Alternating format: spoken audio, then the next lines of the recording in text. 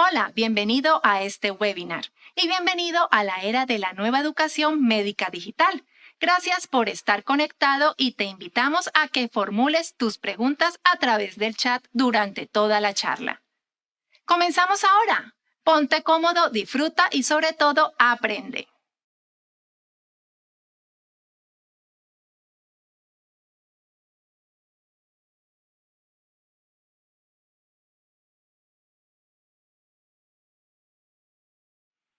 Buenas noches, yo soy la doctora Paola Andrea Díaz, anestesióloga y especialista en dolor y cuidados paliativos de la Universidad del Bosque. Actualmente me desempeño como docente del programa de medicina física y de rehabilitación, y en la noche de hoy vamos a hablar acerca del enfoque terapéutico del dolor neuropático localizado.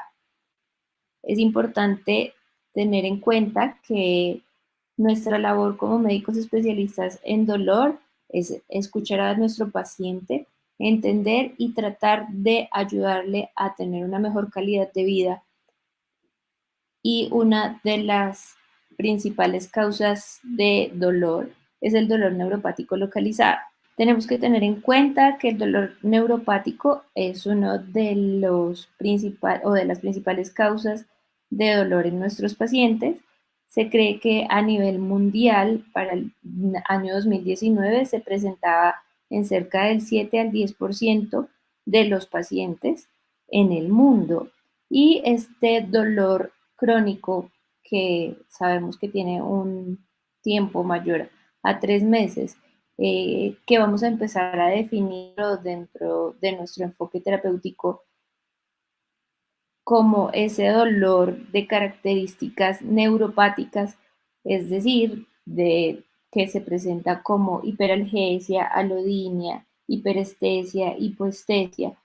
Eh, este dolor de esas características se asocia a lesiones de tejidos neuronales o funciones anormales del sistema nervioso central o del sistema nervioso periférico, pero en el caso del dolor localizado, tenemos que tener en cuenta que este dolor se presenta en una región dermatómica o una región del cuerpo con características neuropáticas previamente eh, nombradas, en las cuales pues tenemos que saber que que es un grupo no despreciable de pacientes que asisten a la consulta de dolor crónico. Se cree que la actividad del dolor neuropático depende de una actividad aberrante de los nervios nociceptivos periféricos, y en la cual, cuando ya está asociado a una noxa crónica, se asocia a sensibilización central y periférica. Muchos o en varios estudios que tuve la oportunidad de revisar para realizar esta charla, lo que se ha visto en el dolor neuropático localizado es que hay un deterioro de la modulación inhibitoria y una activación patológica de la microglía, la cual produce estas sensaciones y em, este dolor neuropático en ciertas regiones. ¿Qué tenemos que tener en cuenta? Que cuando yo voy a clasificar o a manejar un paciente con dolor neuropático localizado, no lo puedo o no lo debo catalogar como simplemente un dolor neuropático, sino que debo tener en cuenta ciertas características de este dolor. Siguiente. Entonces, existen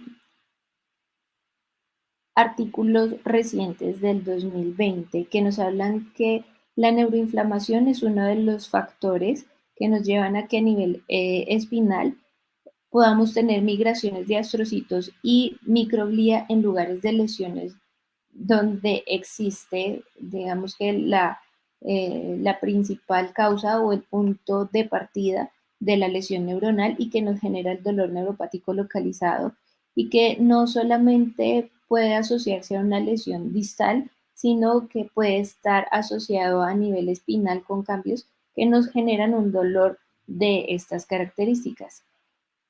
La neuroinflamación entonces nos lleva a pensar de que también, para que exista un dolor neuropático localizado, va a existir una liberación de citoquinas proinflamatorias que van a llevar a perpetuar la sensación del dolor, dentro de las cuales se encuentran, o sea, han encontrado factor de necrosis tumoral alfa e interleuquina 6.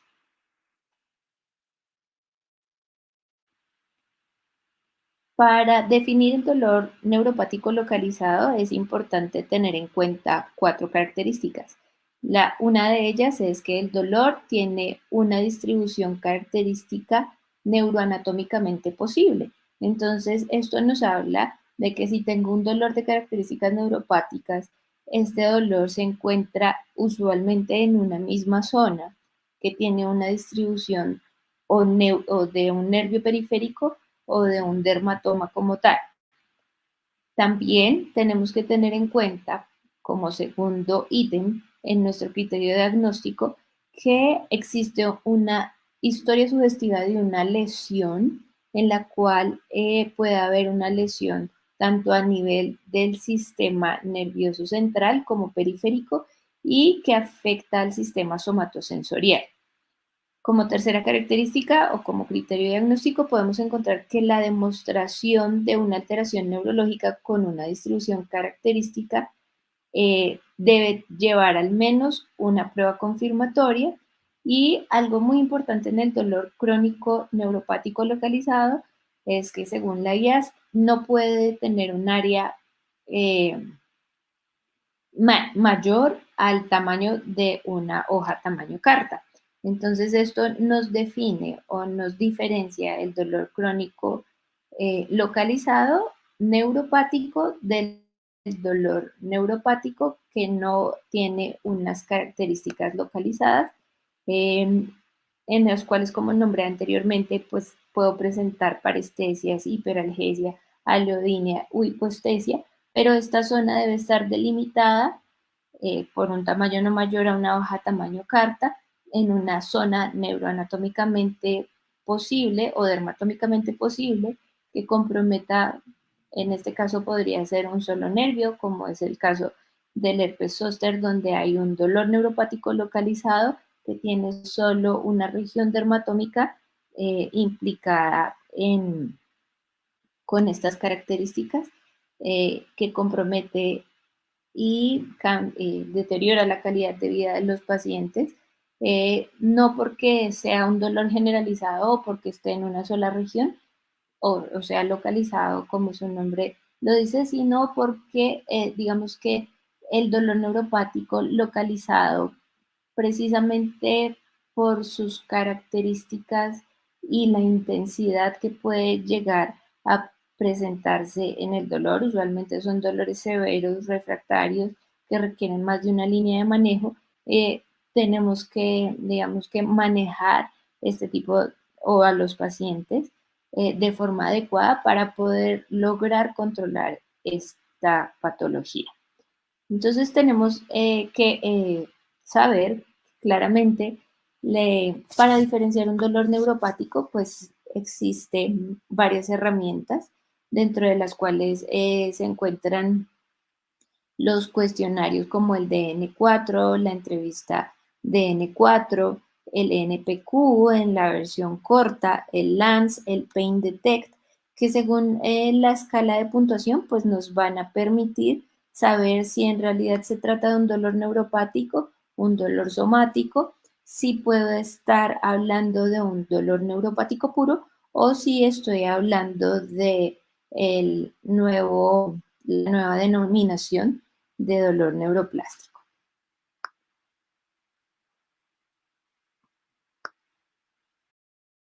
Entonces, una de las herramientas de tamizaje que tenemos para dolor neuropático localizado fue desarrollado por los doctores Ralph Baron, Gerard Mick, entre otros, para Change Pain, dentro de las cuales podemos diagnosticar si tenemos un dolor neuropático localizado, cubriendo 4 ítems. Dentro de los primeros encontramos la presentación del dolor, entonces tenemos respuestas afirmativas o negativas para ellos.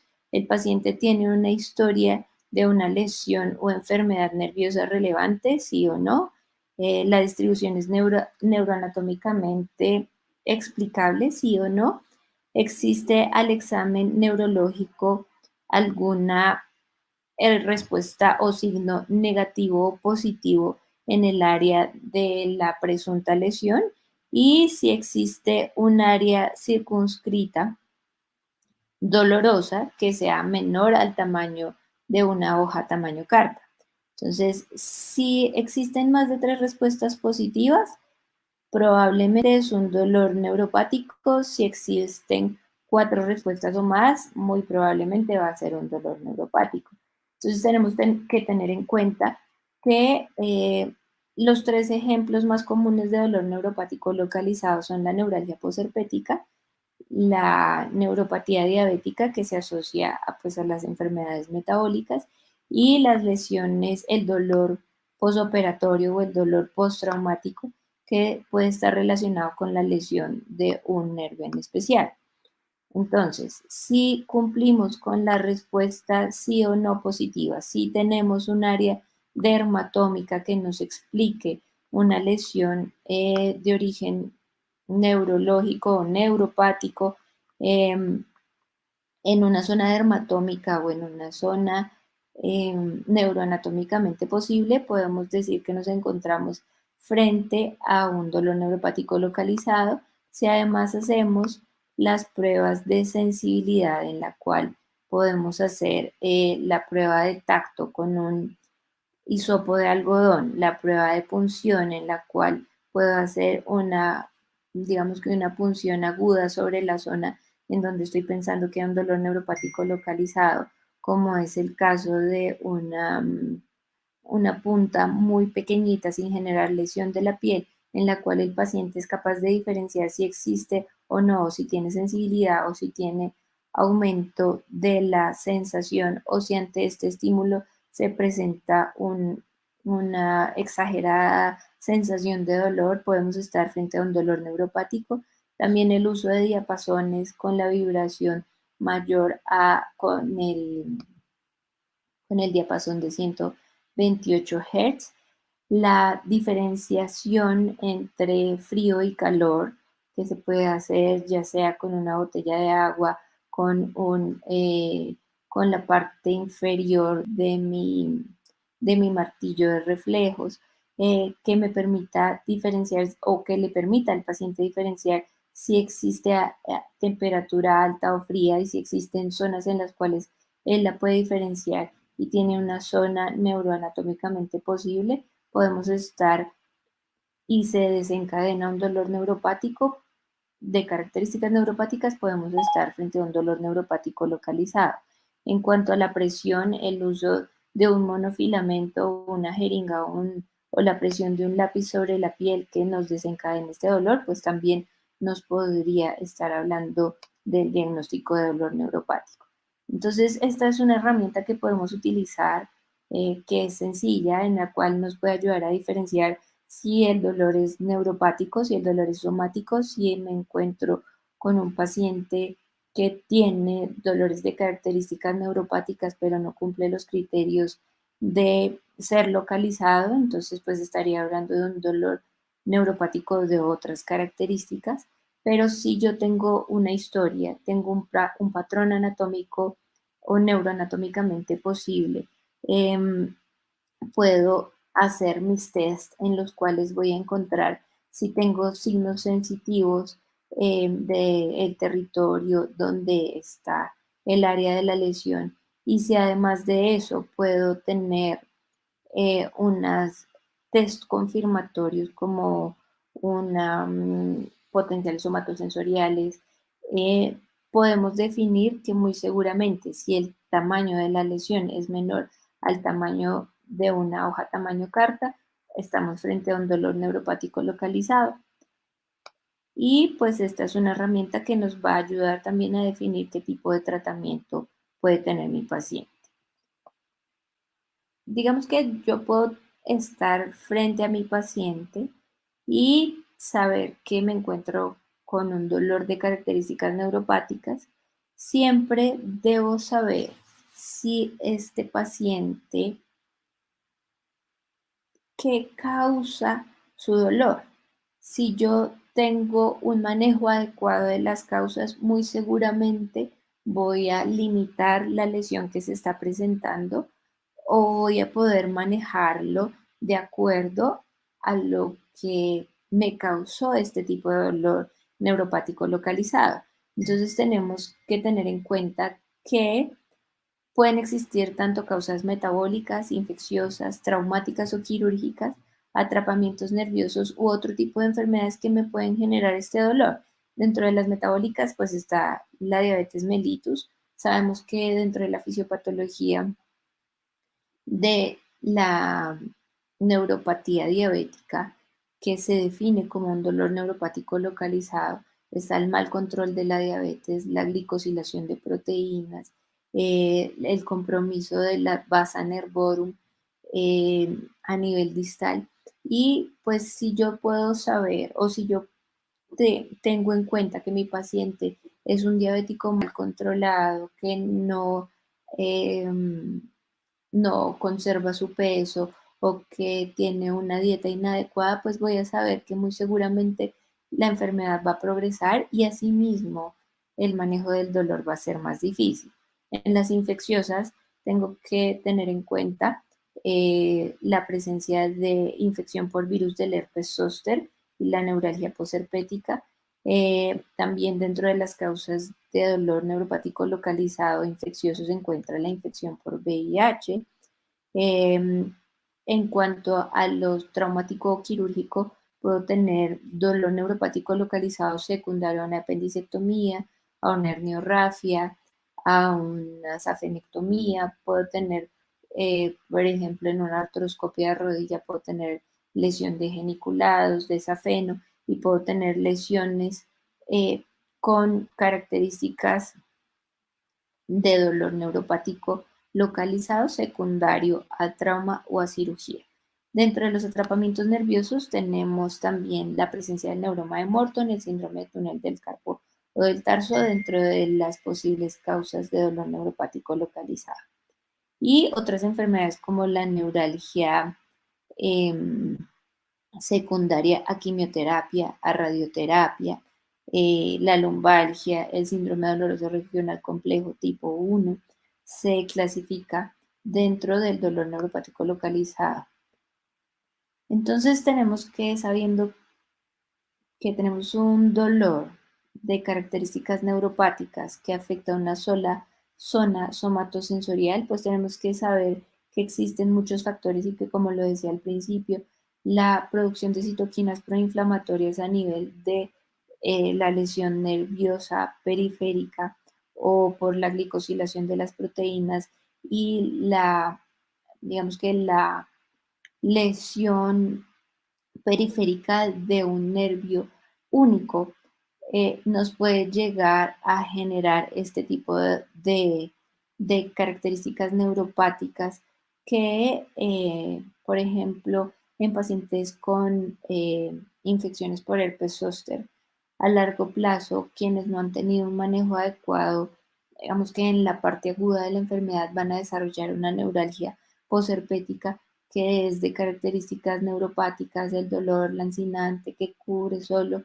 una zona dermatómica que está asociado a la enfermedad por herpes zóster, en la cual hay una reacción inflamatoria y unas descargas ectópicas eléctricas que me van a generar la molestia, que me deterioran la calidad de vida del paciente.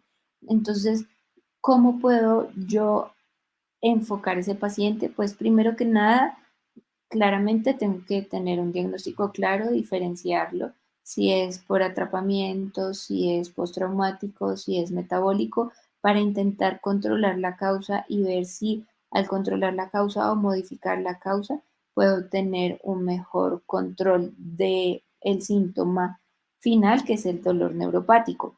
Usualmente cuando digamos que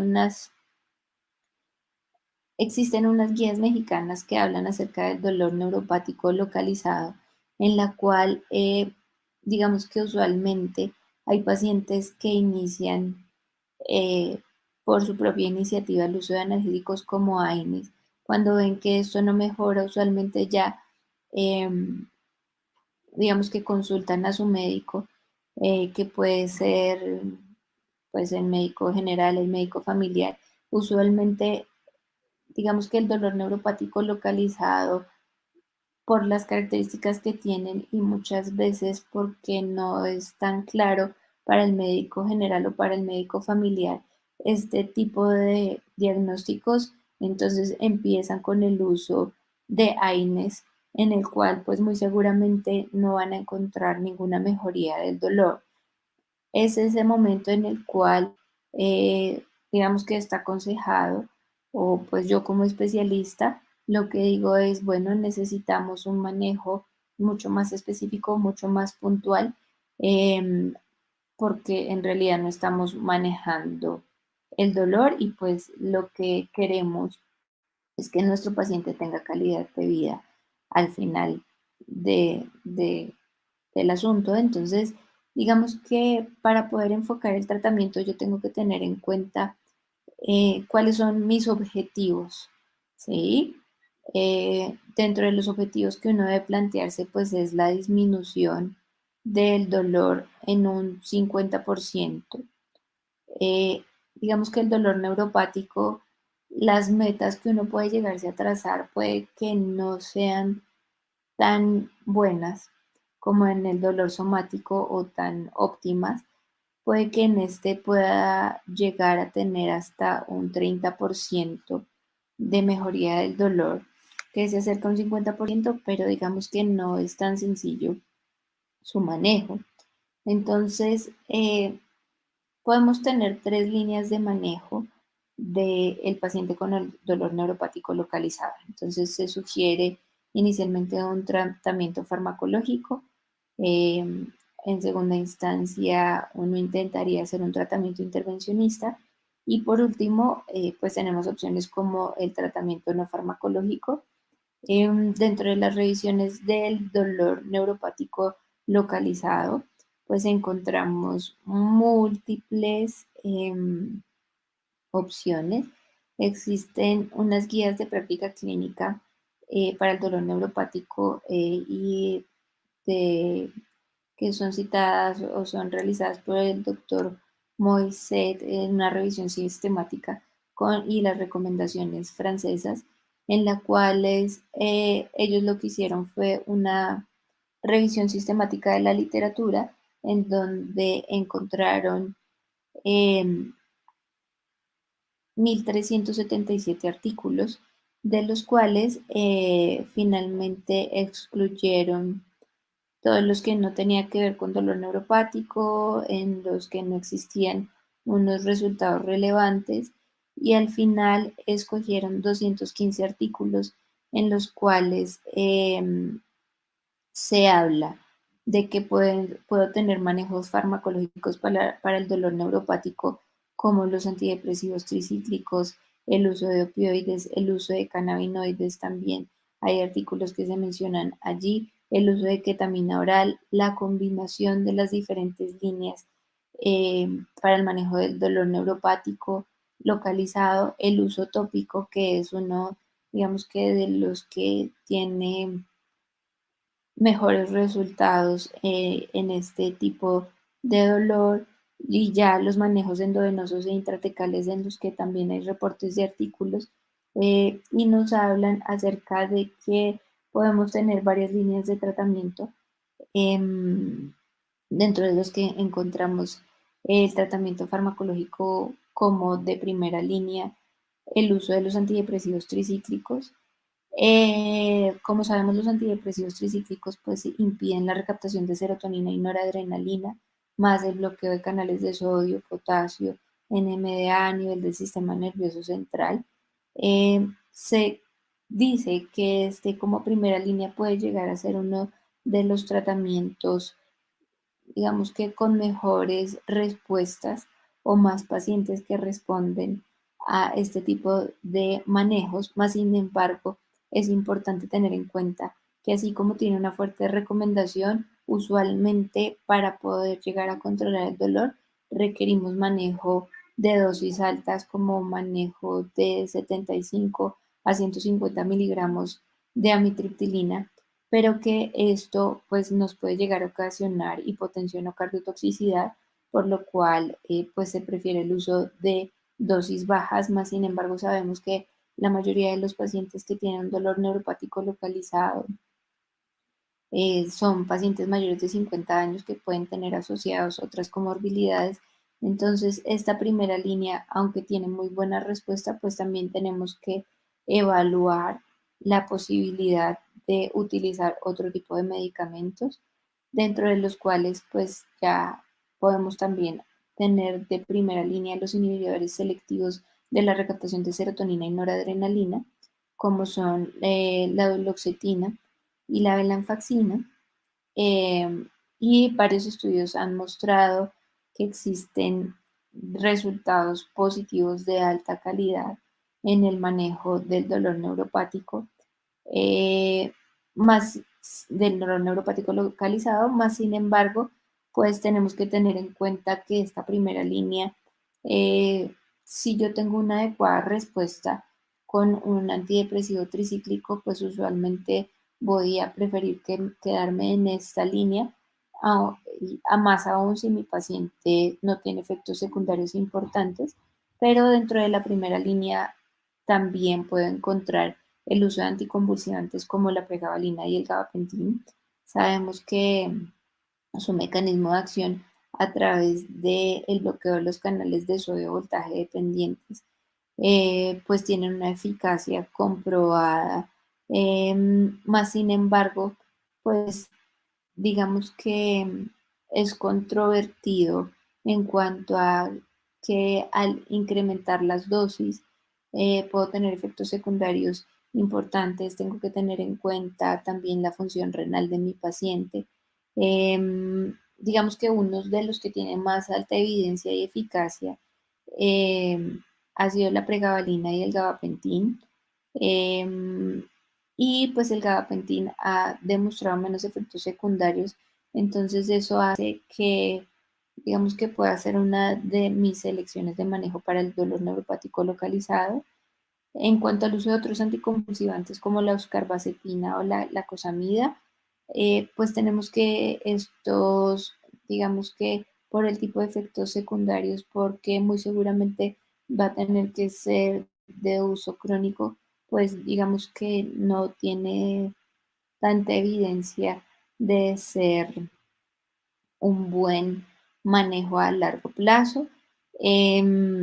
Digamos que hay otro tipo de anticonvulsivantes, otro tipo de medicamentos como las benzodiazepinas, como el clonazepam, que nos pueden llegar a tener, digamos que ser una herramienta útil para el dolor paroxístico, más sin embargo, pues digamos que tenemos que tener en cuenta también las comorbilidades del paciente, si es adecuado su uso, porque también puede estar asociado al abuso.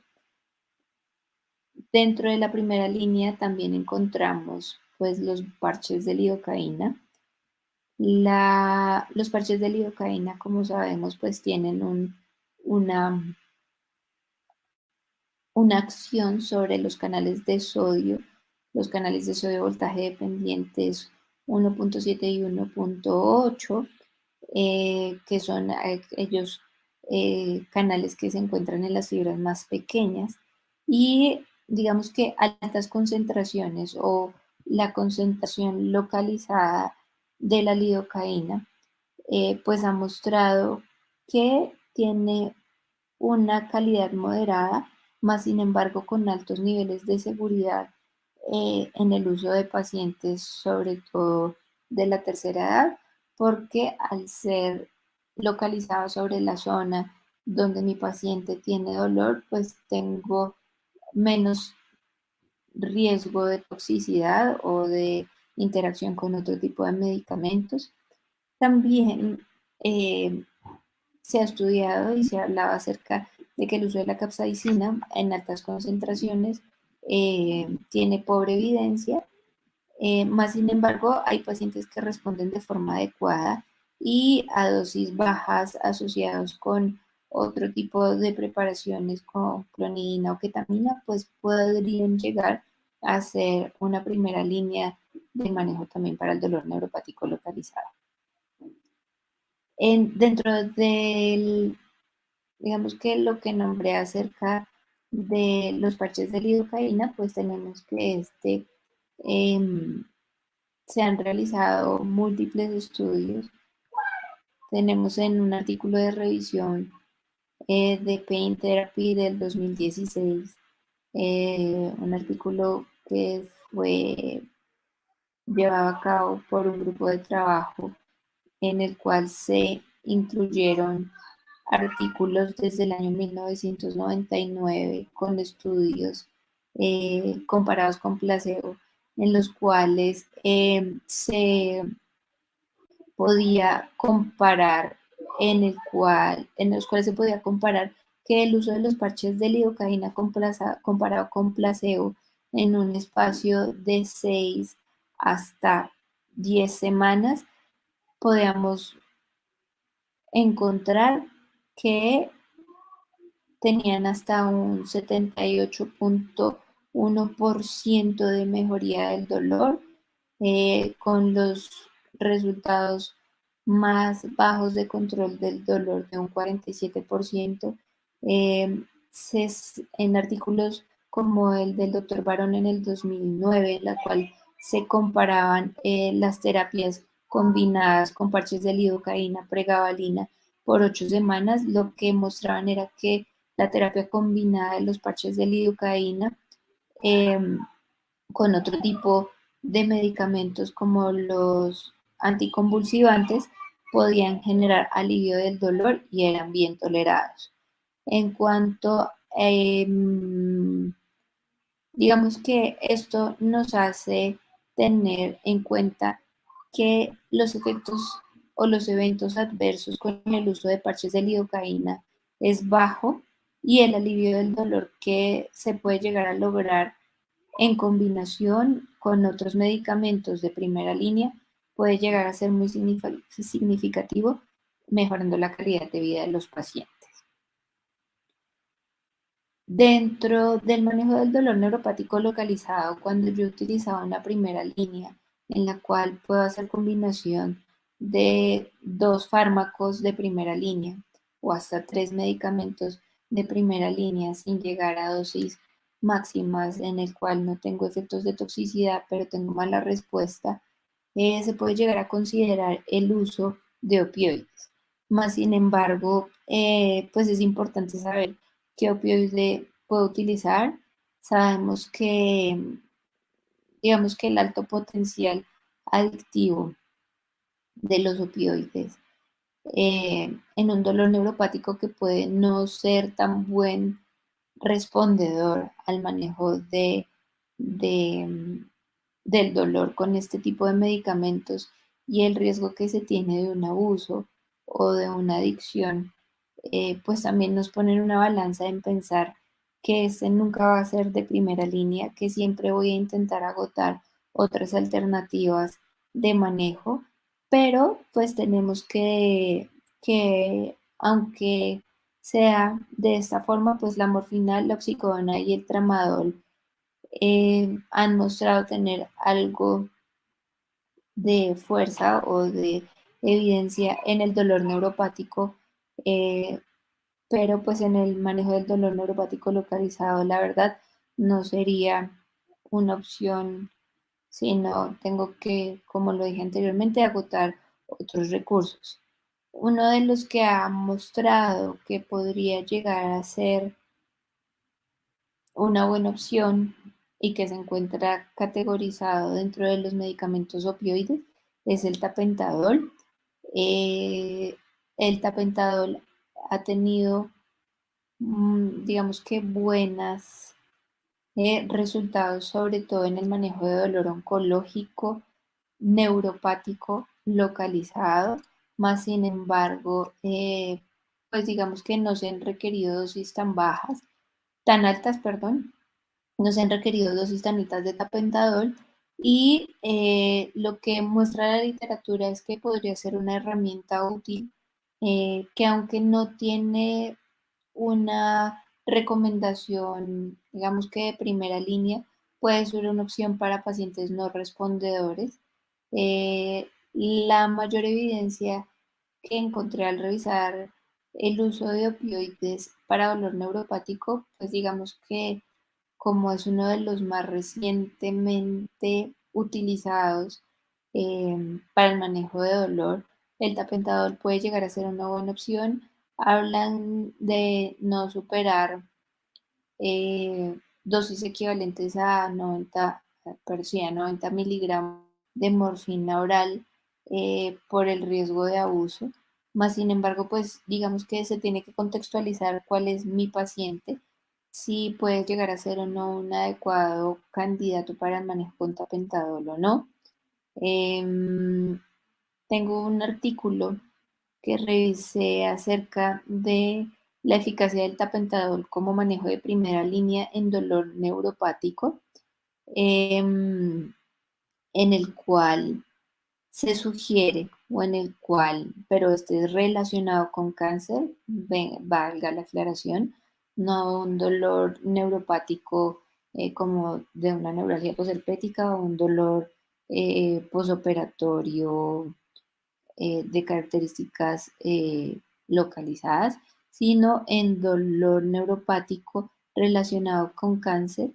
Em, y lo que concluye este artículo es que se disminuye el consumo de los opioides si inicio el manejo de forma aguda en mi paciente, es decir, si tengo menos de 3 semanas de dolor asociado a cáncer de características neuropáticas, podría llegar a utilizar el tapentador de primera línea.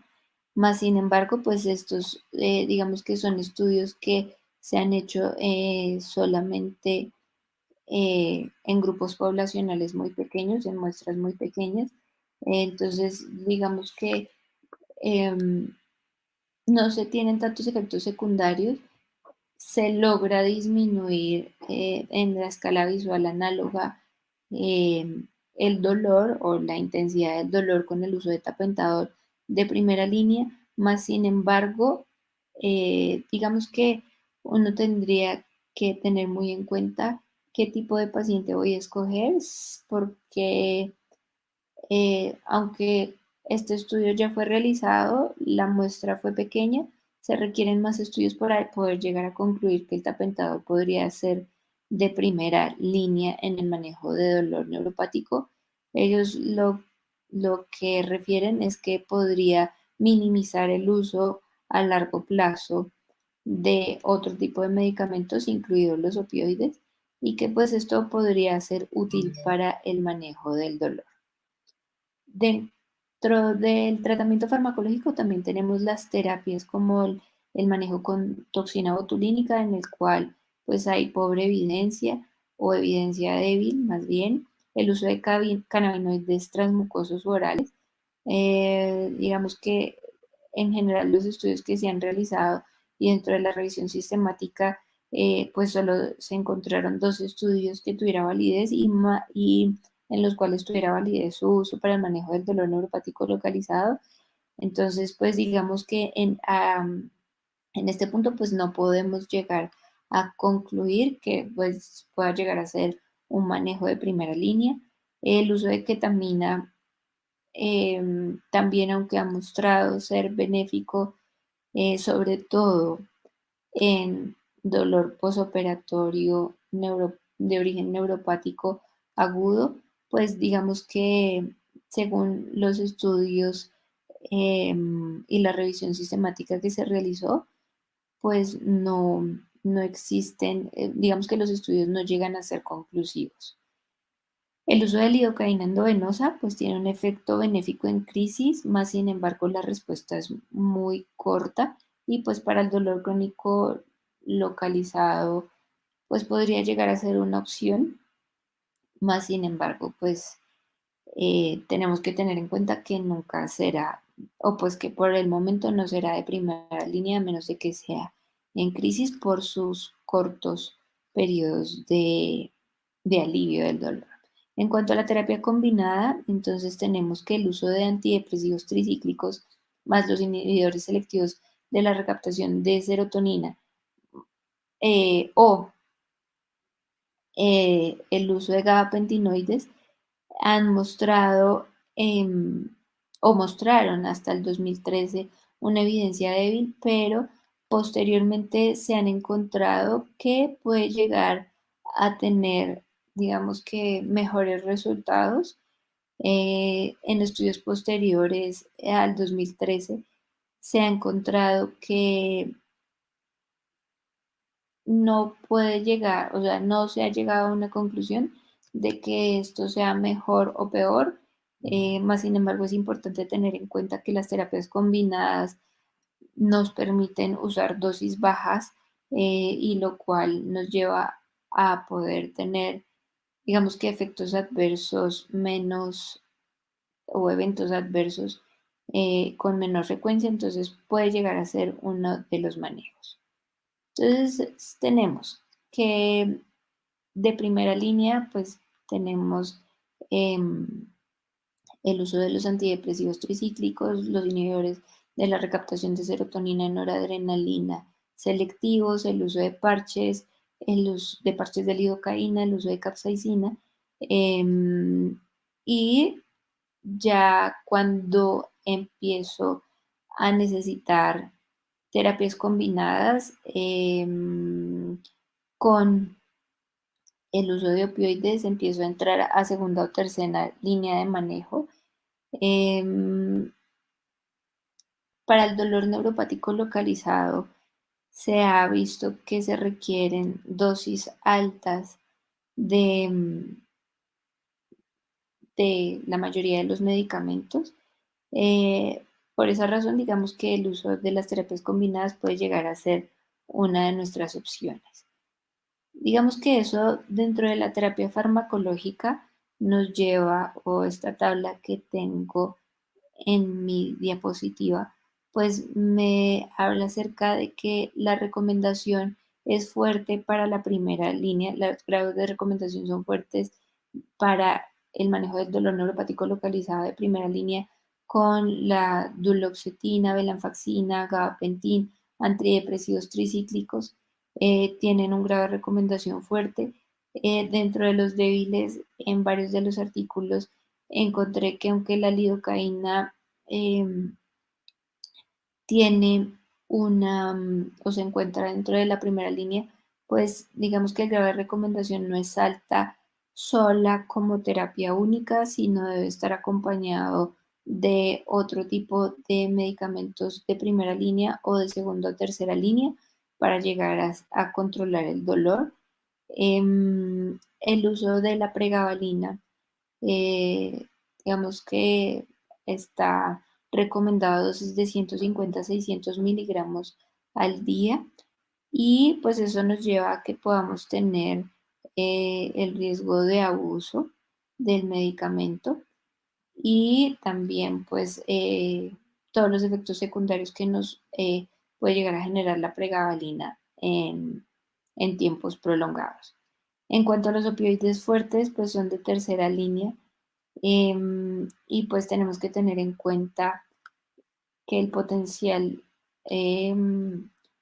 abuso y la mala respuesta o los malos respondedores pues hacen que no sea una primera opción, sino que tengamos que agotar otro tipo de recursos. En cuanto al tratamiento intervencionista, em, tenemos grados de recomendaciones débiles, no conclusivas y sin datos en la revisión sistemática que se llevó a cabo, en el cual encontramos que el tratamiento con TENS, radiofrecuencia pulsada y estimulación medular, aunque hace parte importante del manejo del dolor neuropático localizado, pues siguen siendo de segunda y tercera línea de manejo. El uso de bombas intratecales con metilprednisolona en el estudio que se evaluó no fue conclusivo. El uso de campos magnéticos pulsados de estimulación cerebral también muestran que hay una mejoría, pero la evidencia aún es débil. Y pues existen otros estudios que se ha intentado utilizar bombas intratecales con ciconotide o clonidina, y pues digamos que no existen datos conclusivos que nos lleven a, a definir o a pensar esto como una de las posibles terapias. Dentro de las terapias no farmacológicas, pues claramente en el manejo del dolor siempre va a existir la posibilidad de utilizar otro tipo de terapias. Dentro de ellas, pues aunque la evidencia no sea fuerte o no conclusiva, más bien, pues el uso de hipnosis y acupuntura podría ser una de las opciones terapéuticas en este tipo de pacientes. En cuanto a la terapia cognitiva, también la recomendación es débil. Más sin embargo, podría ser, digamos que asociado al manejo sintomático de los pacientes, el tener un equipo multidisciplinario en la cual el paciente tenga un apoyo psicológico o por psiquiatría, pues podría llegar a contribuir a la mejoría del dolor. Más sin embargo, pues la recomendación sigue siendo débil. Entonces, ¿qué podemos concluir? El dolor neuropático localizado, que como ya tenemos claro, se presenta, es un dolor con características neuropáticas, em, que se encuentre en una zona dermatómica o anatómica posible, que no tenga un tamaño mayor de compromiso de una hoja tamaño carta, que cumpla con los criterios de dolor neuropático localizado, que como ya lo vimos, se encuentra o tenemos herramientas las cuales nos pueden llegar a llevar al diagnóstico de dolor neuropático localizado. Pues usualmente lo que podemos iniciar es un tratamiento tópico, empezar con eh, manejo eh, que podría llegar a ser con capsaicina, por ejemplo. ¿Cuánto tiempo puedo utilizar cada una de mis posibles opciones de manejo? Entre 2 a 4 semanas? Si en realidad yo no veo una reducción de la intensidad del dolor eh, mayor a un 30%, pues tengo que reevaluar si mi tratamiento tópico está sirviendo. Y después de esas 2 semanas, lo que podría empezar es a asociar medicamentos sistémicos, los de primera línea, antidepresivos tricíclicos, inhibidores de la recaptación de serotonina. Y si digamos que este manejo lo utilizo durante un mes, o sí, 2, 4 semanas, y veo que mi paciente tiene una pobre respuesta o sin respuesta, lo que puedo asociar es hacer una terapia combinada e irme a segunda o tercera línea de manejo. Si mi paciente no responde a mi segunda o tercera línea de manejo, pues claramente tengo que pensar en otro tipo de intervenciones, eh, y enviarlo con el especialista y ver si existe un manejo de la posible causa diferente al manejo sistémico que se ha llevado a cabo. Em, digamos que acerca del dolor neuropático localizado podríamos hablar ampliamente acerca de los diferentes manejos. Yo siempre he pensado que se debe individualizar cada una de las terapias, ver hasta dónde mi paciente es respondedor, ver las comorbilidades que están asociadas, tener un manejo multidisciplinario, hacer en algunos se puede hacer terapia de sensibilización. Si la causa de mi neuropatía diabética es que mi paciente tiene un muy mal control de su diabetes, sabemos que una de las primeras cosas que debo hacer es enviar a mi paciente con nutrición, concientizarlo acerca de que su mal control de la diabetes va a llevar a que tenga mayor dolor neuropático, y que a pesar de que utilice varias de las herramientas que, como ya hemos visto en el dolor neuropático, con evidencias no tan fuertes acerca de la mejoría del dolor, pues son herramientas que puedo utilizar, pero lo más importante es concientizar a mi paciente acerca de lo que él puede llegar a hacer para mejorar la evolución de su enfermedad. El tratamiento de sus síntomas también va a depender de cuánto el paciente tenga adherencia o no a los tratamientos. Digamos que en la actualidad sabemos que no podemos tener con tanta frecuencia contacto con nuestros pacientes, pero sí es importante tampoco, digamos que prolongar esas terapias que no están funcionando por tiempos muy largos, sino tenemos que intentar adecuar em, su tratamiento con las necesidades que el paciente tenga, teniendo en cuenta los efectos secundarios que puedo llegar a tener, rotarlo o darle la opción o la posibilidad de tener un mejor control de su dolor.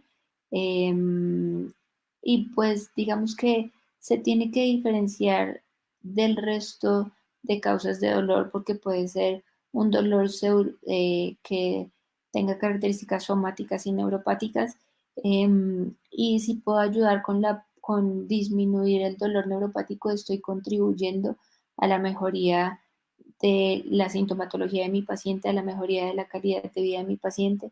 Entonces, digamos que todas estas herramientas que tengo, pues me dan la posibilidad de ayudar a mi paciente a mejorar su calidad de vida, si ya es por un atrapamiento, si ya existe la posibilidad de hacer manejos intervencionistas como bloqueos, diagnósticos o terapéuticos, la posibilidad de hacer una radiofrecuencia pulsada de los nervios, la posibilidad de hacer intervencionismo, por ejemplo, de forma temprana o adecuada para evitar que ese dolor se prolongue en el tiempo. Si yo empiezo a notar que mi paciente está haciendo un síndrome doloroso regional complejo, ¿cómo o qué opciones le ofrezco de forma temprana para manejarlo? Entonces, digamos que las herramientas son muchas, tengo que enfocar a mi paciente, tengo que tomar la decisión de cuándo enviarlo a un especialista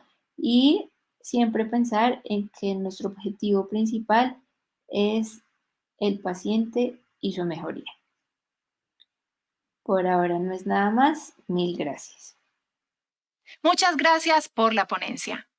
Ahora es momento de la ronda de preguntas. Por favor, escribe tus preguntas en el chat. Haremos la moderación de la mayor cantidad posible para el tiempo que disponemos. Adelante.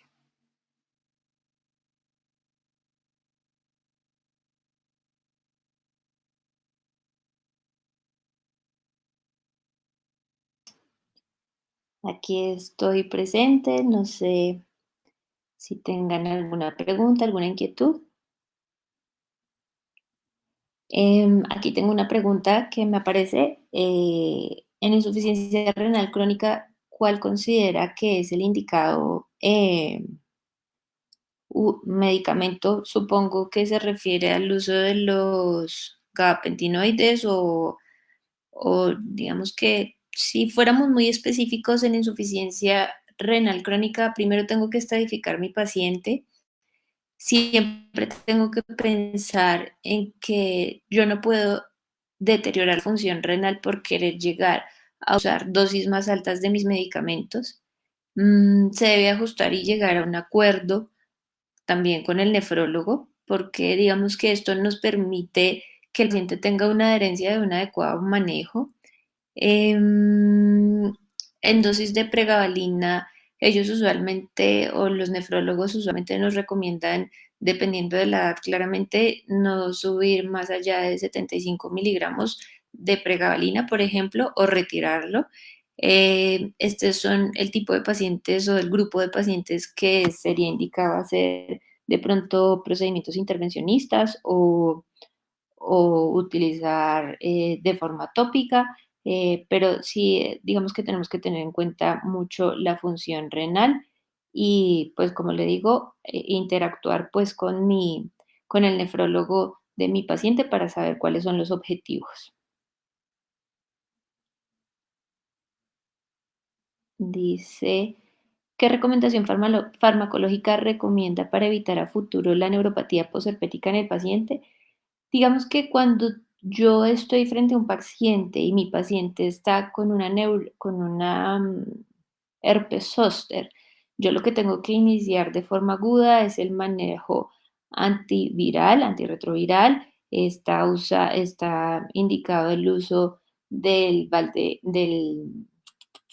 aciclovir en dosis altas, está indicada el uso temprano de gabapentinoides. Si no es necesario, pues como lo decía anteriormente, pues no voy a llegar a utilizar los opioides, pero de forma aguda, si mi paciente está en la fase vesicular, yo puedo empezar el uso con gabapentinoides, ya sea gabapentino o pregabalina, y puedo hacer un bloqueo del ganglio de la raíz dorsal si es necesario, si es anatómicamente posible, y esto nos va a llevar a que de forma aguda, si yo trato en las primeras 3 semanas mi dolor, muy seguramente no voy a tener una complicación con una neuralgia posherpética crónica. Pues la dosis máxima de pregabalina y gabapentin está descrito, digamos que no lo diferencian de otro tipo de dolor neuropático, hablan de 600 miligramos de pregabalina oral al día y 3.600 miligramos día de gabapentin. Claramente esto depende de la tolerabilidad de mi paciente, la dosis máxima que mi paciente tolere y con la cual yo vea que hay adecuada respuesta. Si ya empiezo a tener efectos secundarios, digamos que la dosis máxima se limitaría. El uso de amitriptilina, pues como lo, lo nombré al inicio de la presentación, em, tiene indicación. Más sin embargo, por el grupo poblacional que usualmente presenta las neuropatías localizadas, que son mayores de 50, que usualmente tienen otro tipo de enfermedades o comorbilidades, pues tengo que tener en cuenta mucho eh, cómo se encuentra a nivel cardiovascular, cómo está el electro, pues digamos que ese tipo de recomendaciones es importante tenerlas en cuenta antes de utilizar amitriptilina. El tapentadol, sabemos que tenemos que empezar a titular a nuestro paciente de forma rápida. La recomendación es no extenderse más allá de 6 semanas. Digamos que por más que porque pueda llegar a controlar o no mi dolor, es porque si yo no tengo un control adecuado de mis síntomas, pues digamos que no vale la pena y es cuando tengo que rotar a mi paciente. Más sin embargo, yo pensaría, no, la evidencia habla de que 4 a 6 semanas puede ser de forma aguda, como digamos que esa, em, esa parte terapéutica diagnóstica más pronóstico, ver si con esas 6 semanas o con esas 6 semanas alcanzo el control del dolor. Depende de la edad de mi paciente, depende la exposición que haya tenido a opioides. Yo puedo iniciar una dosis de tapentadol en pacientes, digamos que adultos mayores de 75, 85 años. Yo pensaría siempre que debo titular mi paciente y empezar con una dosis de 50 miligramos al día, puede ser 25 miligramos cada 12 horas, e ir viendo la respuesta. Lo que está recomendado en la literatura es ir subiendo mi dosis cada 3 días. En la práctica no es tan sencillo porque yo no puedo ver a mi paciente cada 3 días, pero digamos que uno siempre tiene que darse la posibilidad de empezar con dosis bajas. Dice, cuando se acude al manejo tópico, ¿cuáles son los cuidados al usarlo y cuál es la manera adecuada de aplicarlo? Digamos que si estamos hablando de los parches de lidocaína, los parches de lidocaína, pues la recomendación es utilizarla 12 horas, descansar 12 horas, se usa sobre la zona del dolor. Em, Claramente, pues la piel no puede tener soluciones de continuidad, heridas, digamos que en la neuralgia posherpética mi paciente no puede estar en la fase vesicular del herpes zóster y digamos que también se tiene que tener en cuenta que no genere irritación de la piel. La capsaicina, uno de los efectos secundarios y por las cuales digamos que los pacientes abandonan su uso es porque puede llegar a generar irritación de la piel. Entonces, digamos que lo que tenemos que hacer es seguir las recomendaciones y pedirles a los pacientes que sean muy juiciosos en el uso de los parches, ya sea o de la capsaicina. Dice, doctora, buenas noches. ¿Qué recomienda en el síndrome piriforme con la afectación del nervio ciático y qué opina del uso de los corticoides en infiltraciones? Bueno, digamos que el, este puede llegar a ser un atrapamiento del nervio ciático. Eh, Primero que nada, yo pienso que para llegar a manejar un dolor ocasionado por compresión del ciático por el músculo piramidal o piriforme, siempre tengo que llegar a un diagnóstico claro, saber diferenciarlo, saber que no estoy frente a otro tipo de compresión, ya sea discal o si lo estoy mezclando de pronto o confundiendo con un dolor por una sacroiliitis. Digamos que la respuesta en mi práctica clínica, cuando yo llego a la conclusión de que mi paciente lo que tiene es un síndrome de dolor generado por un síndrome de compresión del piriforme, yo realizo las inyecciones de los músculos piramidales con adecuada respuesta. En pacientes diabéticos con metformina debemos tener en cuenta que causa una disminución de la absorción de la vitamina B12 y puede simular síntomas neuropáticos y se debe descartar el déficit de vitamina B12. Claramente el paciente diabético eh, debe tener un manejo adecuado para poder llegar a la conclusión de si necesito algo más o qué es lo que está en déficit en mi paciente. Es que tengo hiperglicemias, es que mi paciente está haciendo, digamos que, mal control de sus glicemias por la dieta, porque el medicamento no está funcionando. Entonces, digamos que yo tengo que diferenciar y apoyarme eh, en el endocrino, que yo creo que es, digamos que la persona más indicada para manejar una diabetes de forma adecuada. Usualmente los pacientes cuando llegan a la consulta con neuropatía diabética no están siendo vistos por un endocrino, no tienen control de sus glicemias. Entonces, digamos que yo creo que aunque esta puede ser una de las causas, yo siempre me tengo que apoyar en los demás para controlar las diferentes causas como lo nombré en mi charla. El uso de la pregabalina en pacientes mayores de 70 años, dosis mínima y dosis máxima. Digamos que la dosis mínima puede ser desde utilizar 20 miligramos, ya sea en solución oral. Si mi paciente tiene adecuada respuesta, pues claramente yo no modifico la dosis, sino lo mantengo y en la medida en que pueda ir disminuyendo el consumo de este medicamento, pues lo retiramos. La dosis máxima recomendada es de 300 miligramos al día. Más sin embargo, la tolerabilidad, la función renal y el contexto de mi paciente, las comorbilidades, el uso de otros medicamentos, pues son, digamos que factores que debo tener en cuenta. Digamos, más que hablar acerca de un paciente de 70 años, pues tengo que contextualizarlo. En mi experiencia en el uso de duloxetina, ya que hubo un boom, se ha dejado de usar, tomó más importancia la GABA. Sí, digamos que la respuesta de la duloxetina usualmente como monoterapia no es la mejor.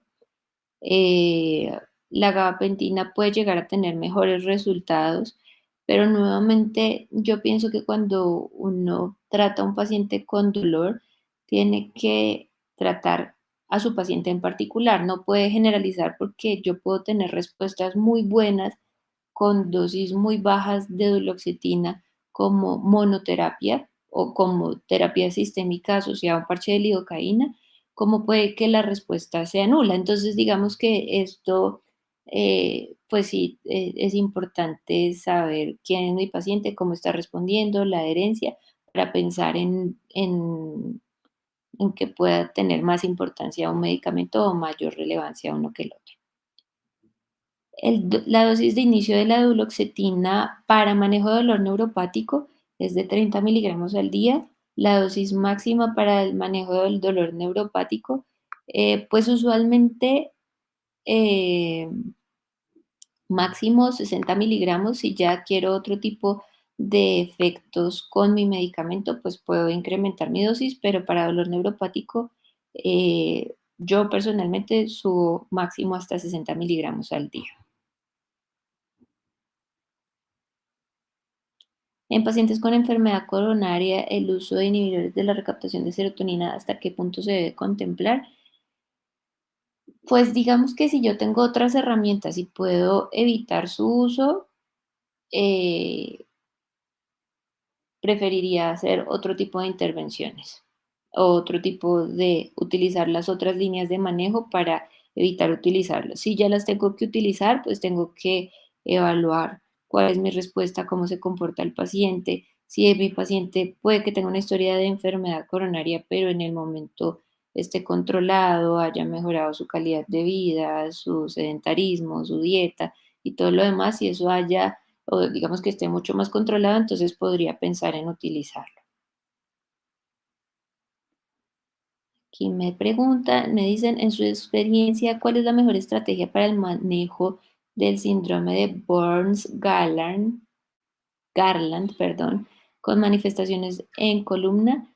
Digamos que el síndrome de Burns-Garland es poco común, es una neuropatía lumbosacra y se caracteriza por un dolor asimétrico, debilidad, síntomas sensitivos.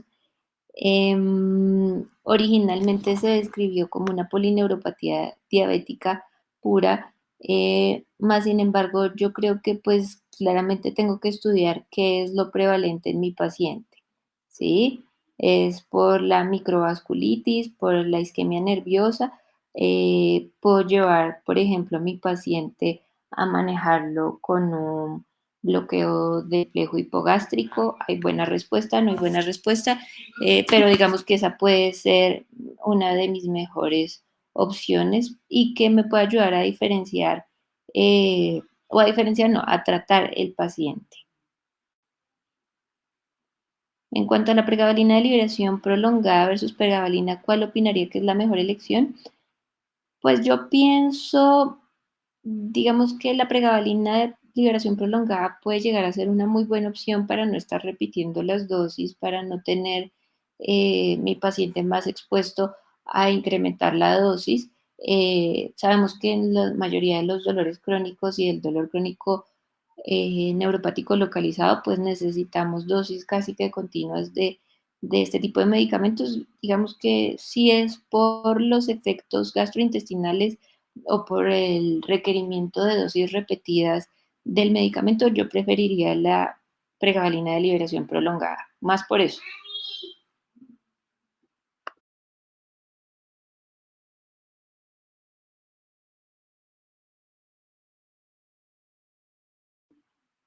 Digamos que el manejo de la neuropatía por fibras pequeñas se comporta como una neuropatía diabética.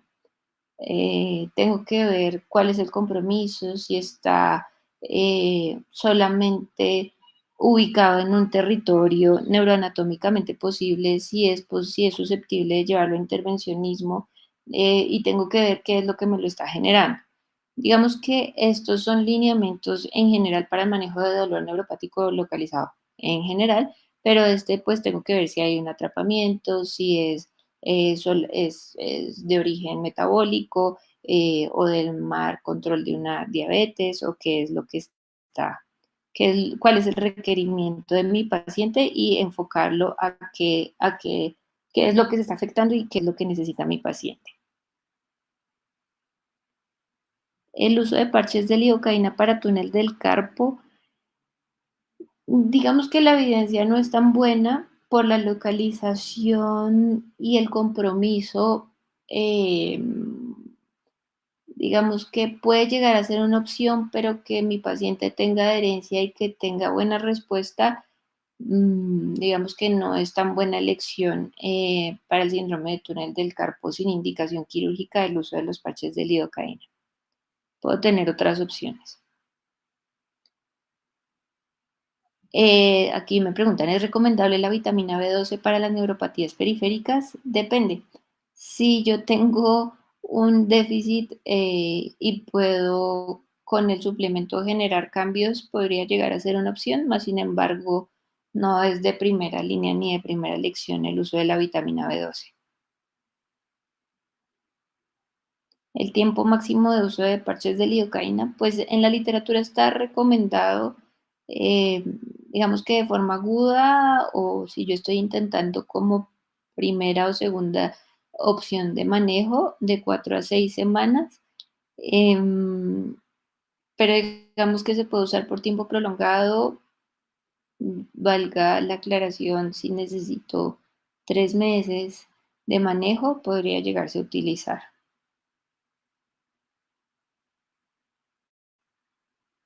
Buenas noches. ¿En qué punto pensamos en intervencionismo?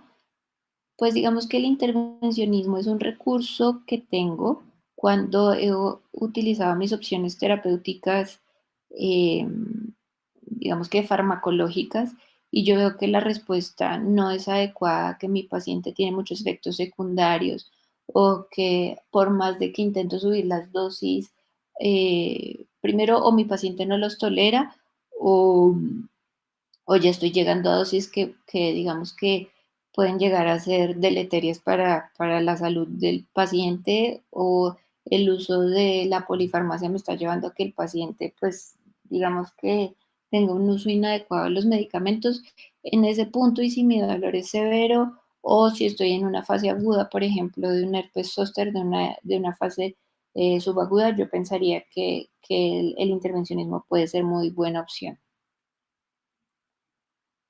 Dice, para el dolor neuropático se puede indicar parches de buprenorfina de 5 microgramos hora.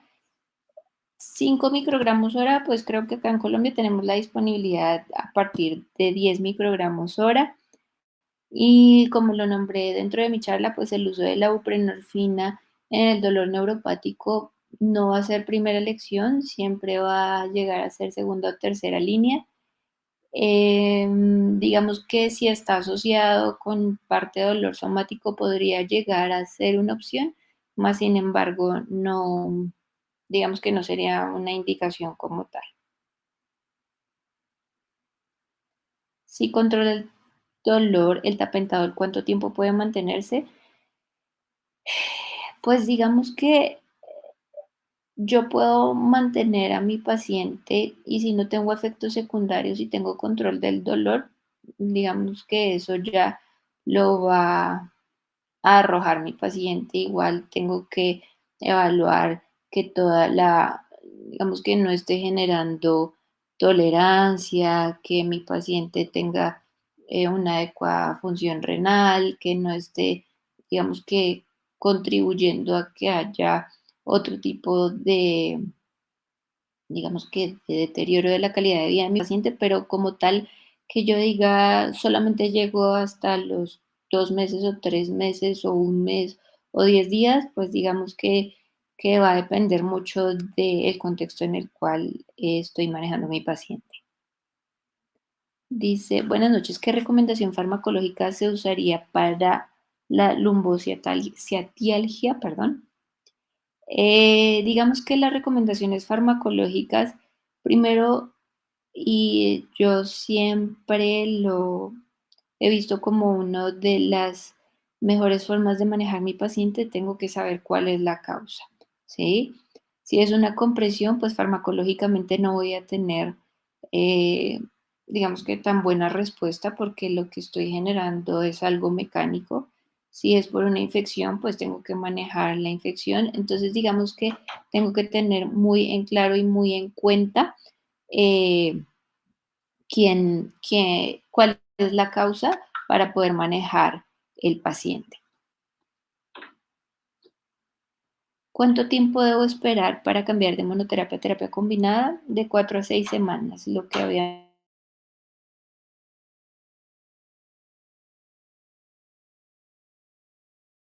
visto, digamos que es la recomendación. Un paciente con dolor radicular neuropático por agudizado de intensidad que no responde a pregabalina, dosis de 300 miligramos, opioides de 50 miligramos cada 8 sin respuesta, mientras lo operan. ¿Qué otra medida? Los bloqueos, la rotación de la pregabalina por gabapentin, el uso digamos que la terapia física puede ayudarnos a mejorar. Digamos que esa sería la indicación.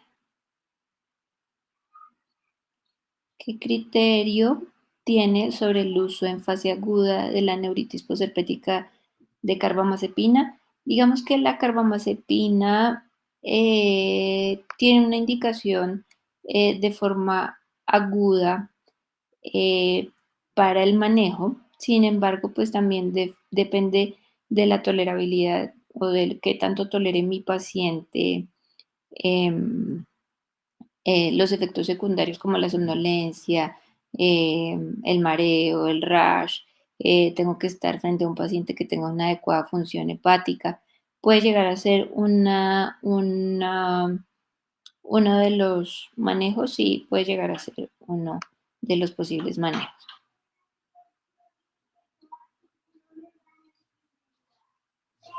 La evidencia del uso de fenol en ganglio de la raíz dorsal posherpética, pues digamos que claramente si yo estoy hablando de un ganglio de la raíz dorsal, muy seguramente estoy hablando de un nervio que tiene una parte motora, una parte sensitiva. Yo diría que tenemos que tener precaución a menos de que fuese en un paciente con cáncer, podría llegar a ser una opción, más sin embargo, para manejo de este tipo de dolor neuropático no estaría indicado. ¿Es adecuada el Lacoril para personas con neuropatía diabética? El Lacoril, ¿qué es? ¿Podemos saber cuál es el nombre genérico?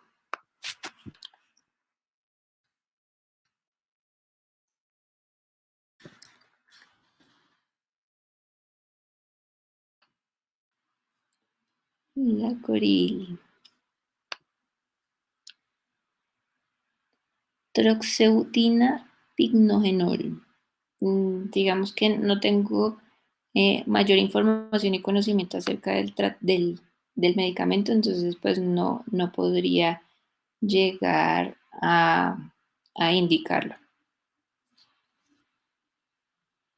En cuanto a las características farmacológicas, especialmente en la distribución entre gabapentina y pregabalina, ¿cuál es su preferencia y por qué? Para mí funciona mucho mejor la pregabalina. Digamos que no tengo que usar dosis tan altas para alcanzar los efectos que yo quiero, que es el manejo del dolor. Usualmente yo utilizo el gabapentin cuando la pregabalina me está produciendo efectos secundarios en mi paciente o no los tolera.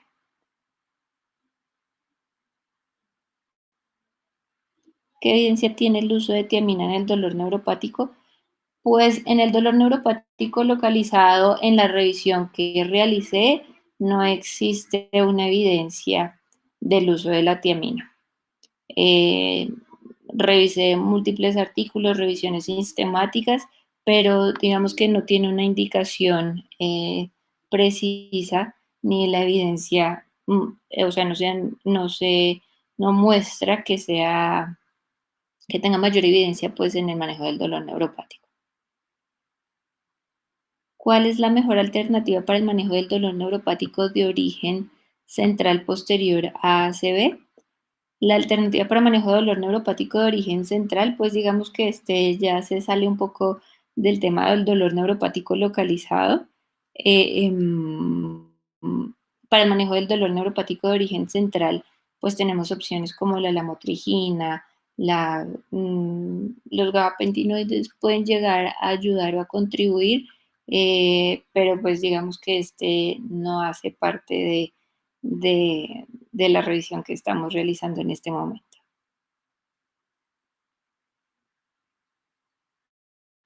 El uso de corticoides en la neuritis posherpética, em, digamos que los procedimientos intervencionistas que se realizan, en la mayoría de ellos se utilizan corticoides, más sin embargo, yo no pensaría que el corticoide sea una muy buena opción por todos los efectos secundarios que puede llegar a tener. Sabemos que la mayoría de los pacientes son pacientes mayores de 50 años o incluso mayores de 80, hasta en un 50% de los pacientes que presentan un herpes zóster. Entonces, digamos que tenemos que tener en cuenta hasta dónde voy a llegar con mi paciente, y como primera línea y dentro de las líneas de manejo no se encuentra como uno de los posibles primeros usos. Se puede utilizar, pero pues debe tener, agotar otros recursos.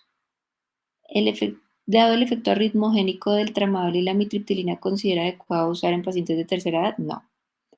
Digamos que por el efecto arritmogénico, entre otras, por el efecto de sedación, por el efecto de náusea, vómito, la pobre potencia y la baja tolerabilidad que pueden llegar a presentar estos dos medicamentos. Yo nunca, o intento en la mayoría de mis pacientes, nunca utilizarlo en pacientes de la tercera edad. ¿Algún comentario sobre el manejo del dolor neuropático localizado con ácido alfa lipoico? El efecto o el medicamento o el ácido tióctico tiene una evidencia, digamos que no muy significativa en la literatura para el manejo de la neuropatía diabética. Su acción sobre los radicales libres hace que no se incremente, digamos que el deterioro o la lesión que se produce por, por la glicosilación de las proteínas, por la lesión de la basa nervorum, y puede llegar a ser una buena herramienta, pero no como uso único. Yo lo utilizo de forma frecuente en pacientes con neuropatía diabética y logro buenos resultados. La lidocaína jalea, lo que pasa es que en el uso del dolor neuropático, pues podría llegar a utilizarse en zonas donde el parche se despega, más sin embargo el tiempo, la evaporación de parte del medicamento y digamos que no es la mejor presentación para el manejo del dolor neuropático. En el túnel carpiano estaría recomendado usar carbamazepina para manejo sintomático en caso de que no exista indicación quirúrgica y el paciente siga refiriendo parestesias. Podría llegar a ser una opción, pero vuelvo y lo digo, digamos que el síndrome del túnel del carpo tiene un compromiso muy mecánico que tenemos que manejar y tenemos que saber. Si no hay indicación quirúrgica, pues puedo ordenar terapia, puedo ordenar, por ejemplo, el uso de férulas u otro tipo de, por ejemplo, puedo llegar a poner medicamento eh, para el control del dolor en el retináculo para llegar a disminuir la conducción y la posible inflamación que haya a nivel del carpo, pero digamos que la carbamazepina como primera opción no sería. Se puede utilizar, más sin embargo, pues tengo que contextualizar mi paciente.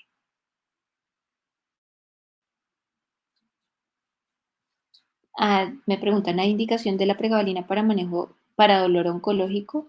Sí existe indicación. El dolor oncológico, digamos que tengo que saber cuál es la causa, si es que tengo una plexopatía, si es que tengo un compromiso post-radiación, post-quimio, o qué es lo que me está generando ese dolor. Sabemos que el dolor oncológico puede tener características somáticas, viscerales o neuropáticas, dependiendo de lo que se esté comprometiendo con mi masa o con las metástasis, o por compresión o por obstrucción, o que sea lo que me esté generando el dolor. ¿Es válida la asociación de pregabalina con ácido lipoico? Sí, digamos que se puede llegar a utilizar, más sin embargo, pues tengo que evaluar mi paciente, saber si tengo la respuesta adecuada con el uso de una de las dos. Pues es preferible siempre reducir eh, la posibilidad de tener polifarmacia y exponer a mi paciente a los efectos secundarios. Entonces, pues digamos que se puede asociar, pero si tengo la opción de utilizarlo solo, lo puedo utilizar solo alguno de los dos. Bueno, mil gracias a ustedes. Fue muy agradable compartir con ustedes esta noche. Espero que haya sido de beneficio para todos. Que estén muy bien. Hasta luego.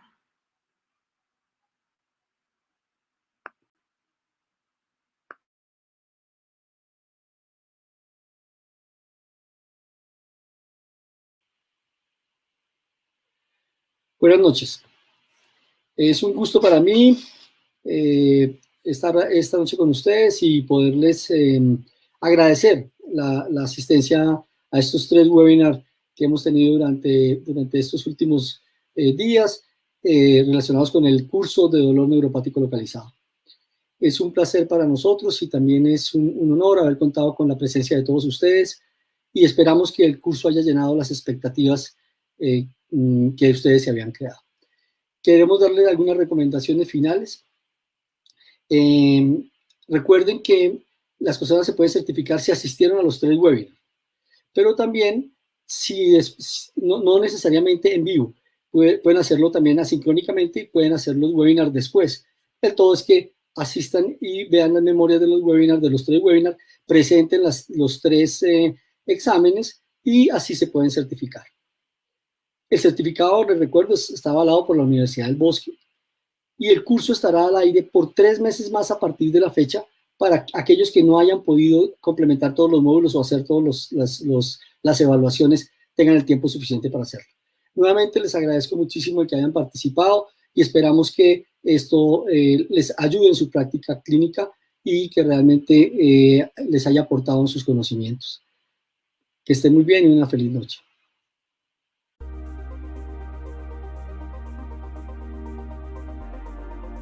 Bienvenidos a esta nueva cápsula de información del curso de dolor neuropático. En esta ocasión, descubriremos las propiedades, mecanismos de acción y características del parche de lidocaína Versatis.